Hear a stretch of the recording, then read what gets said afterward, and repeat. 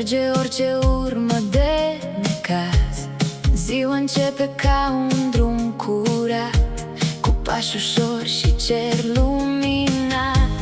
Stelele se sting încet în zori, noaptea pleacă dintre nori, iar luna lasă loc pe cer pentru vise care chiar nu pierd. Din nou la răsărit totul pare nesfârșit.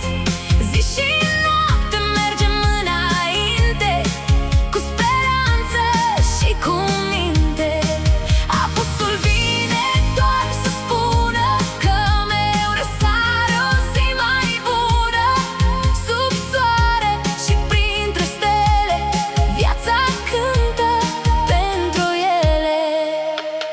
Fiecare zi e un nou început, chiar dacă ieri poate am căzut. Noaptea trece, nu rămâne